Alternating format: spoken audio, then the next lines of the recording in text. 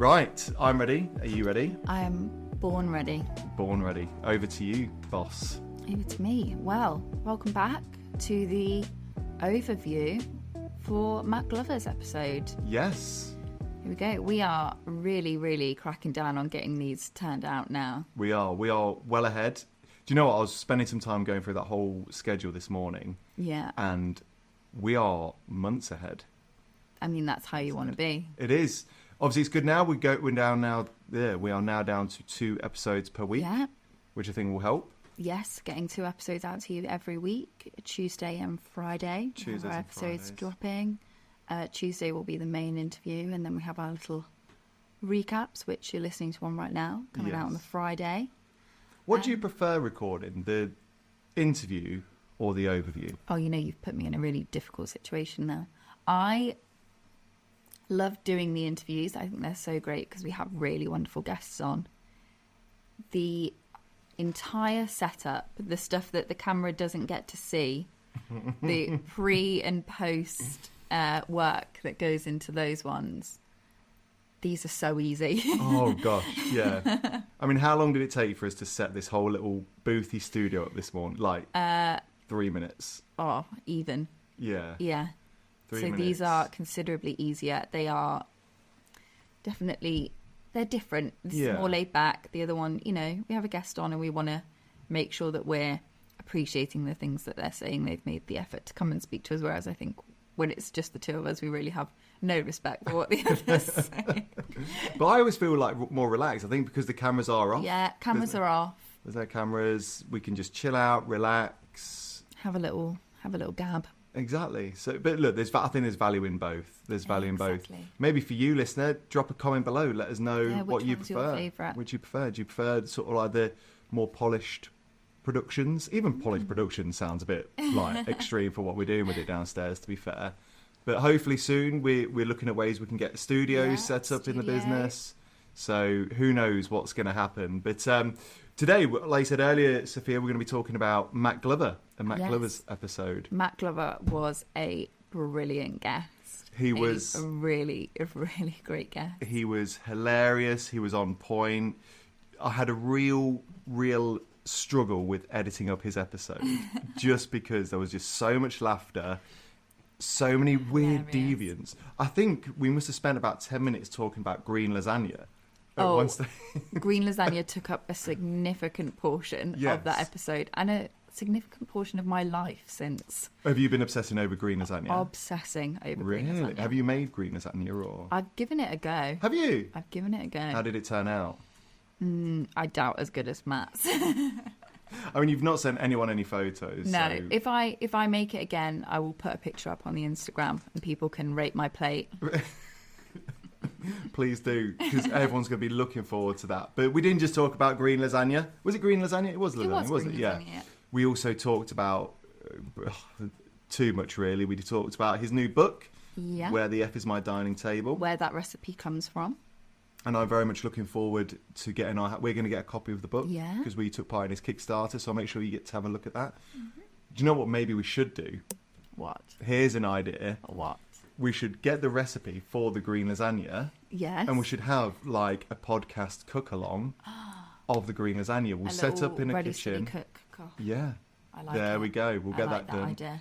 But we talked about his cookery book. We talked about his photography career. We talked about winning awards. Yes. We talked about his wedding photography. Mm-hmm. Talked about my bad jokes. Oh gosh, we talked for a little bit too long about your bad jokes. Perhaps the worst I've ever seen anyone tank, but we'll, I'm sure, move on to that later. Honestly, right, I'll be open and honest with you right now. Like when someone says, "Oh, I wish the ground would just open up and swallow me up." Oh yeah, but you didn't stop digging. You just carried on.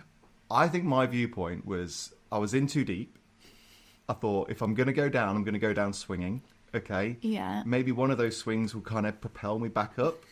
But no. Alas. And the horrible thing was I kept the jokes in because they were funny. Yes, probably poking a bit more fun at me. I had to take one of them out just because it was so bad. So bad. I kept your favourite one in though. Oh, the Hellman. I did. Me and Molly did both appreciate that one. I like that one. That is funny. That was funny. But look, Matt was a great episode, and as funny as it was, we did manage to kind of learn some little bits and bobs from Matt, some good things, and obviously the title of this episode is Pivots, Pitches, and Bad Jokes, and there's maybe not a lot to learn from bad jokes, but there is a lot to learn about pivoting and pitches, which probably leads me quite nicely onto the first soundbite. Shall we? Perhaps. Let's get started with sound bites. Hear what Matt's got to say. So I realised at that point that it might be helpful for me to kind of figure out my own project that I can, I suppose, put it out there a little bit that people that find me interesting or whatever might want to engage with.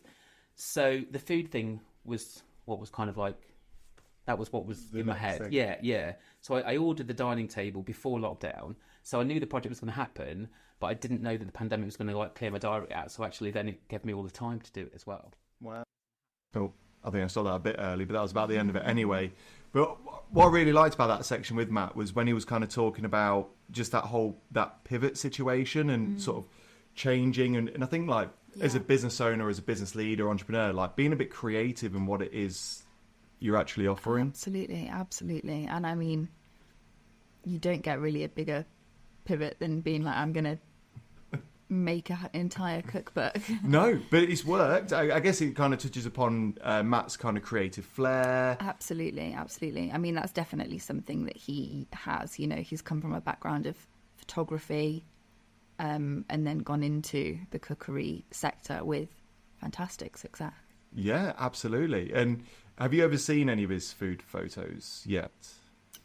I believe I have. Yeah, they're really good. And I know he works with a lot of like local breweries and a lot of local kind of food establishments. And I think that pivot was quite nice for him, you know, because it was touching upon the same lines. But I mean, and we spoke about it, I think it was when we kind of went over the Jane Brewer overview, and we were talking about venues kind of pivoting their offering, you know, to offer different things, you know. I mean, do you think it is important for businesses to not necessarily spread their bets too far, but to have variances in what they do and how they do it? I think absolutely. I think any time that you're not just reliant on one thing, you're going to see more success. You're going to reduce your stress, and you're going to hopefully have some of those avenues that are real passions of yours and things that you really enjoy, rather than things that you're just reliant on for perhaps monetary value. Yeah. So I do think in that sense it's very important. I think maybe I'm slightly biased as someone that is more of a creative themselves. Perhaps people that are more a focus on data and the numbers would disagree, but I think I can never overstate the importance of not losing sight of various avenues and being able to pivot. I think so. And I think like there's a big term in business and marketing over the past, it's kind of really coming to the forefront over the past few years, which is to niche down and to just be absolute niche in a certain target audience, in a certain market space, you know. And even over the years, so many people have said to me, oh, we should just niche down. We shouldn't focus on all of the different services we offer. We should just do one, or even if we do that one, we should only offer those services to a certain sector or a certain industry. But my argument is, if we put all those eggs in that one basket, what happens if that basket falls out of its arse? Like, you look at, you know, what happened during COVID, and in particular with the hospitality sector, one of the key things that we were potentially going to be niching down on was just social media marketing and digital marketing just for restaurants, hotels and hospitality.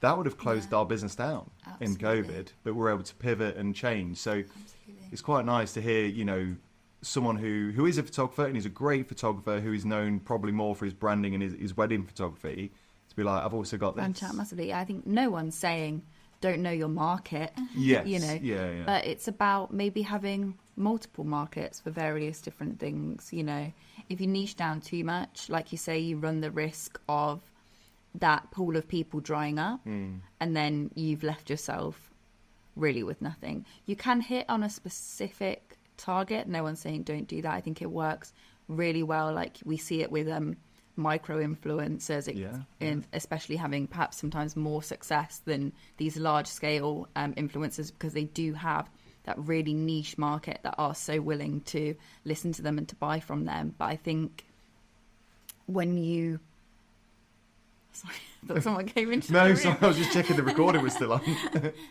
When you are in a larger scale business, you really can't hurt yourself by thinking, right, what do I enjoy? What do I... Oh, that bloody phone. That phone. Can't remember where we'd got to. Neither where can we're I. up to. We're talking about pivoting, Leave. niching business. Yeah. Know your market, but keep your options open. Closing statement. That's right. Yeah, completely lost my And flow. well done, Matt, for being able to pivot so gracefully. Absolutely. And I think that then takes us nicely onto the next little bit, which is going to be painful for me to play this. It's going to be painful. It's going to hurt. I'm going to have to really man up and suck this up here. But here we go. Let's go. As it stands, I've got no photography jokes. So you Thank God. Let's talk about I that. can't cope with bad. I just can't cope with. Just... Were they bad jokes? You took 3 swings and Oh, took man. out I every mean, I time. thought I was making it really clear not to tell bad jokes. I thought I they mean, were I'm pretty good. sure I said don't tell bad jokes. Well, that's why I went for my good Well, ones. I mean, to be fair, you sound like you were having a great time. Sometimes Yeah. that's all that's important. No isn't one it, likes really? Rob's jokes. Quite like Rob.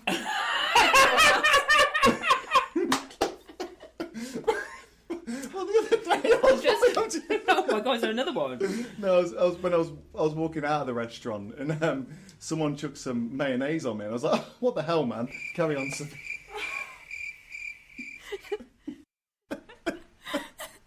You see, I still find that funny.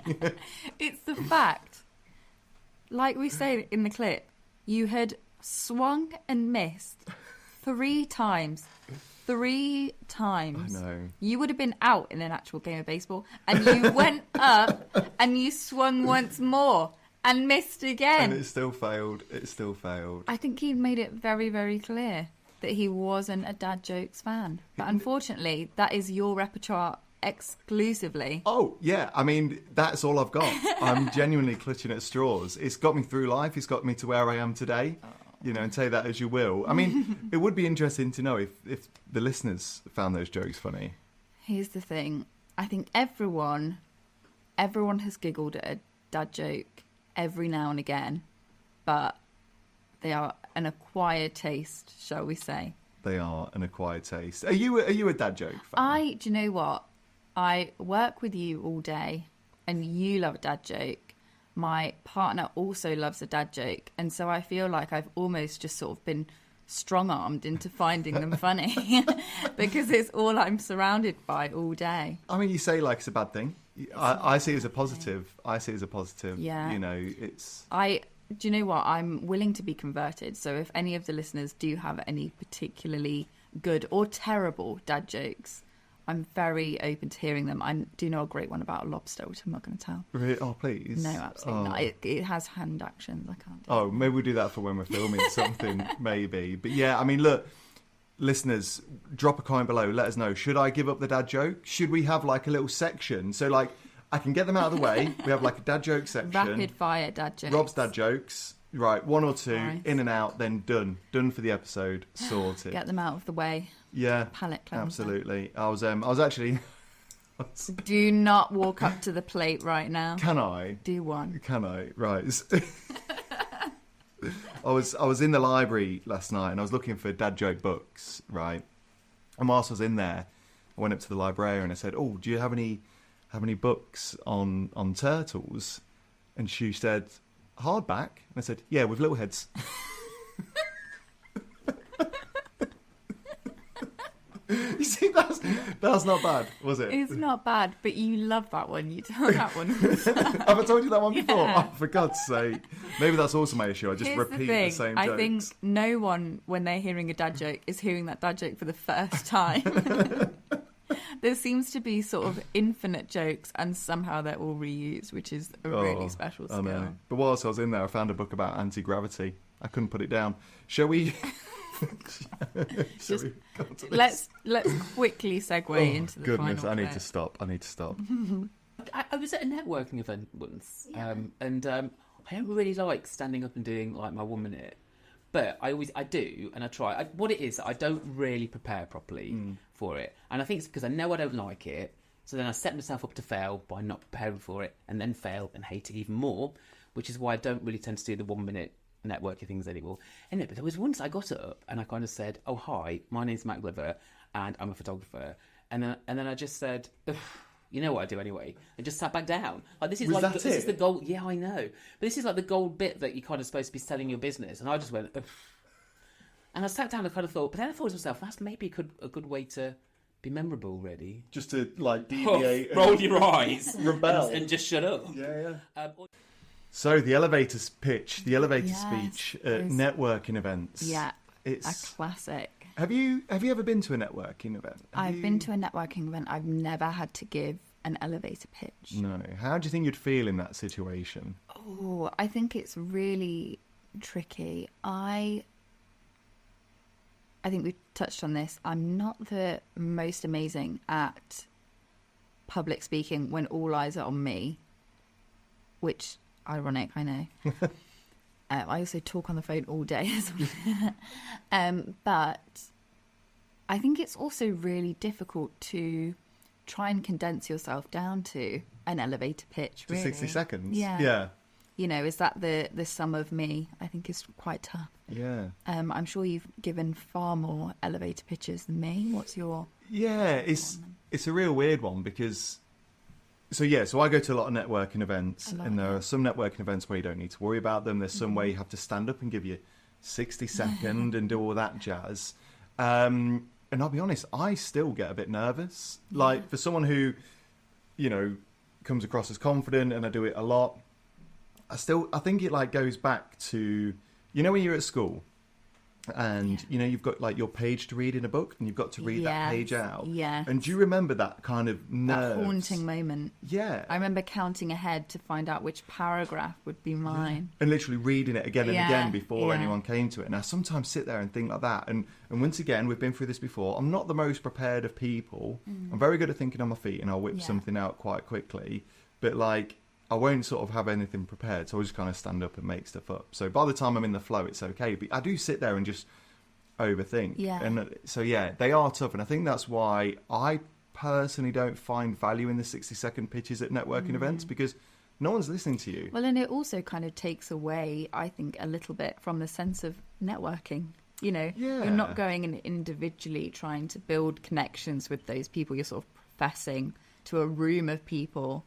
Here's who I am. It's sort of like, you know, shouting into the void a little bit. Because people that want to get to know you will come up and try and get to know you. If they don't want to, they're already not listening. Exactly. And it's like walking through Leicester Market, you know. People are just waiting for their turn to speak. Yeah, and I think, like, you are right, there's that impersonal thing. Now, I don't want to get too nitty-gritty on a certain networking group, because I know what they're like, and we'll be lynched, we'll be blacklisted, they'll leave us negative reviews, all that kind of jazz. But I've never understood that concept, because I'll send you to one day just so you can experience. But it's just a sales pitch. That's all it is. It's a sales pitch for them. It's a networking event, but you can only speak for 60 seconds. And I've been to some, right? So where they've got timers, and if you go over that 60 seconds, like they press a buzzer, like literally buzz you off. Oh my goodness. It's like horrible. An award ceremony. Yeah, but I quite like Matt's kind of take on it, because I don't know whether he did it purposely, but he's kind of like used reverse psychology to make it more memorable himself. You know, he's not played the game. He's not put all of his cards on the table, and in that sense, he's left people with more questions that they might want answering. Yeah, I think you'd remember that pitch more than, "Hello, my name's Matt Glover. I'm a wedding and brand photographer. I also have my cookery book. Where the fuck is my dining table?" Like, I think I remember that, the guy that just huffed and puffed and sat back down kind of thing, which is... Yeah, and that's not to say that there's no sort of use for elevator pitches. I mean, we use them all the time. Absolutely. More widely in our work, not necessarily to do with our personal branding, but to do with the campaigns that we run at Paragon, the sales company that Rob is the managing director of. I am. I'm the sponsor. And the sponsor of this podcast, very kindly sponsoring us. But yeah, the campaigns that we run for our clients, you know, we use elevator pitches a lot. We make use of them. I think it makes far more sense to run an elevator pitch for a company rather than a person, in my opinion. 100%. And just a cheeky little plug, I do have an online course available that will help you put together an elevator pitch. It's on Udemy. I can send you over a link, but it will kind of... We also have a networking. We do, yes. Company that what's does it called? not Fresh Networking. Fresh Networking. No 1 minute pitches. No. We promise. Exactly. So, yeah, look, if you could kind of, use a couple of words just to describe Matt Glover's episode, what 3 words would you choose? It's funny. Mm-hmm. It's informative. And it's silly. Yeah, I yeah. know. I think that was like our silliest. It was silly, but Matt was wonderful in it. He was great, A very yeah. good sport and leading the train for some of it, I must say. There was so much we could have probably brought out of that episode and such. And of course, that episode is already out. So make sure you do go listen to it on whichever platform you're listening to now. It's on everything. So it's on YouTube, it's on Apple Podcasts. What one of them is? Spotify as well. Yeah. So it's on all of them. Absolutely. It's on all of them. Go and give them a listen. But we've got more episodes still to come. We've got loads Many of more. great guests coming up. I've not got the schedule to hand, but we've got all sorts going on. We have, but that'll all be, keep you up to date with that on our socials. So if you just head over to there, we'll have all of the next podcasts. Exactly. And of course, if you do want to become a guest, all you got to do is just slide into our DMs. Yeah. If you have any little stories that you want to share, if you don't want to come on the podcast, but you've still got something that you think might help or something that you think we'd have a little giggle at, you can send that across to our socials as well. Yes. Or you can email howifailedinbusiness@gmail.com. Yeah. We will sort out proper email address at some stage. But perhaps we should close off, Sophia. What do you reckon? Should we leave it there for today? We should. Perfect. Do you want to close or do you want me to close? Well, you've started talking now. Go on. Oh, okay. Thanks so much for listening. Please do make sure you hit that like button, make sure you follow, hit subscribe, share with a couple of people. It is much appreciated. I've been Rob Spence. And I've been Sophia Grace. And until next time, Bye. all the best.